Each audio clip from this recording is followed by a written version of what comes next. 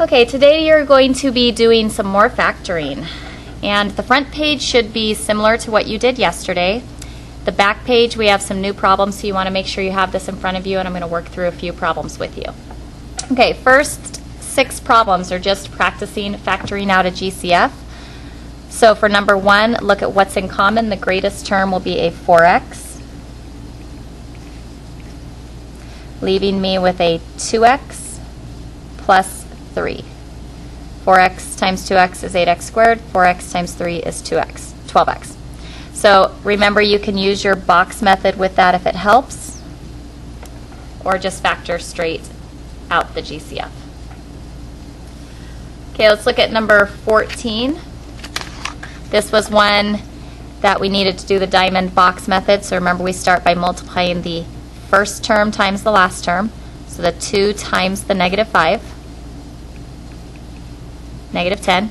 Put the 3 down on the bottom, so you're looking for 2 numbers that multiply to be negative 10, add up to 3, and that's going to be positive 5, negative 2.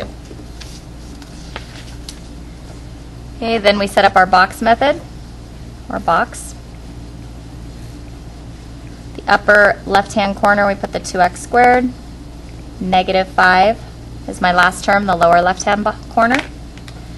We take the answers from the box, or the diamond problem, and put it in the diagonal. Remembering to put the x with it. So we have a 5x and a negative 2x. After that, complete the outside dimensions, looking for a GCF here. We just have an x times a 2x. 2x times negative 1 will give me negative 2x, and a 5 goes here because 5 times x is 5x. Remember to write your answer as 2x plus 5 times x minus 1, factored form. Okay, nothing new there. Be a second day of review, but the back side we're going to have an added step. You're going to have a GCF to factor out first and then factor what's left over. So there's a worked out problem here that you can look at on number 19, but I'm going to work out number 20. There is a typo on number 20. Change the negative 6 to a positive 6. Okay. So first we notice the GCF we can factor out is a 2. I'm going to factor out a 2, leaving me with x squared minus 4x plus 3. And then temporarily you just want to ignore the 2. And you're factoring what's left over. So set up your diamond, multiply 1 times 3, and the negative 4 goes down here. 2 numbers that multiply to be 3, add up to negative 4. We'll have negative 3 and negative 1. Set up the box. So remember, we're working with what's left over, not the original one. So upper left-hand corner is just going to be an x squared. 3 goes into the lower right-hand corner. Answers to your diamond problem with an x go in the diagonals. Negative 3x, negative x. So x times x, we should have a negative 1 here and a negative 3. So remember, our answer will be x minus 3 times x minus 1, and don't forget to drop down your original GCF of a 2. Okay. So just one added step. First, factor out that GCF. Okay, we're going to do one last problem with you, number 24. Okay, so the GCF on this one, a lot of students forget. Notice I have an x cubed. Whenever you have an x cubed, look for an x in each term. There is an x in each term, so that's going to be my GCF.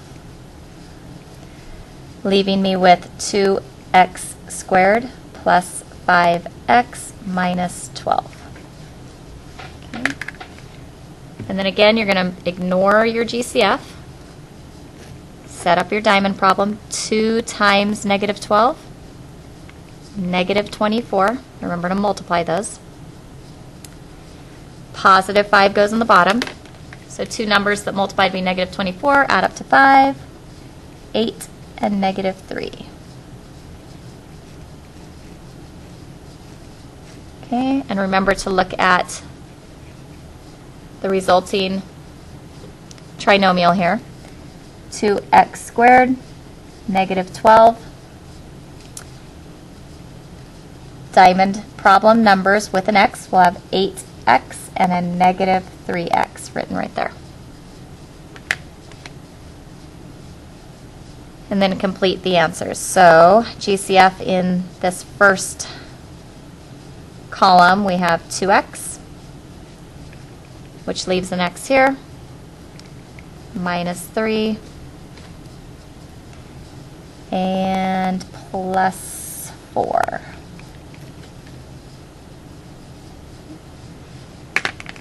Remember to write your answer. 2x minus 3 is one factor, x plus 4, and of course your original GCF that you pulled out first step, which was your x. So you should be able to do the rest of the problems on your own after your SIG test, and good luck on your test. See you Monday.